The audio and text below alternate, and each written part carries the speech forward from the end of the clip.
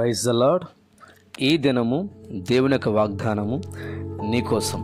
లూకా సువార్త 6వ అధ్యాయము 35వ వచనం. మీ శత్రువులను ప్రేమించుడి, మేలు చేయుడి. ఈ మాట చాలా అద్భుతమైన మాట. ఎందుకో చెప్పాలా? మనం అందరినీ ప్రేమించగలుగుతాం, నానుకునే వారిని క్షమించగలుగుతాం. ఈ రోజున ప్రభు వాక్యం చెప్తున్నమాట, నీ శత్రువులు కూడా మేలు ఉపకారం చేసేవారుగా మనము ఉండాలి. ఇది కొద్ది కష్టంగా ఉంటుంది.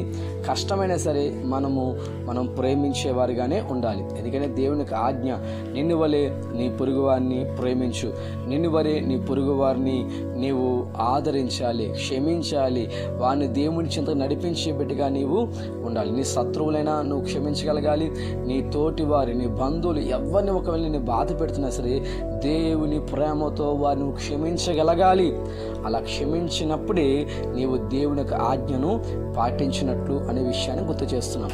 వాక్యం రాయబడుతున్నమాట, నీ సహోదరుని యందు ఒకవేళ నీకు ఏదైనా ఒకవేళ కోపం ఉన్నా, హృదయంలో బాధ పెట్టే కార్యం ఉన్నా సరే అక్కడే నీ అర్పణ విడిచిపెట్టి నీ సహోదరునితో వెళ్ళి సమాధానము పడాలి.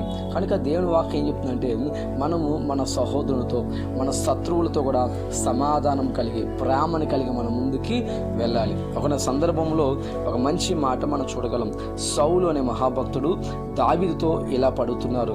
మొదటి సమూయేలు గ్రంథము 24వ అధ్యాయము 15 నుండి 19 వచనాల్లో మనం చూస్తున్నప్పుడు సౌలు అనే రాజు చెప్తున్నమాట, దావీదు ఒకని చేతికి శత్రువు దొరికినట్లా మరొక మేలు చేసి పంపించగలడా?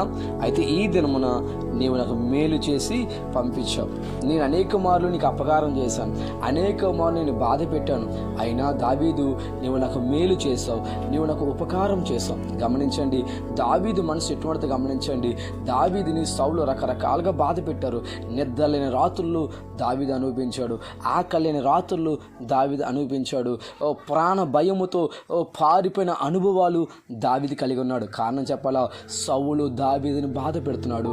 సౌలు దావీదుని చంపడానికి అనేక రకాల ప్రయత్నాలు చేస్తూనే ఉన్నాడు. కానీ దావీదుకి సౌలుని చంపే అవకాశం వచ్చినా సరే అలాగ దేవుని ప్రేమతో క్షమించి, ప్రేమించి, మేలు ఉపకారం చేసి సౌలును దావీదు పంపించేశాడు. అందుకని దేవుడు దావీదుని ఊరికన విడిచిపెట్టాడా?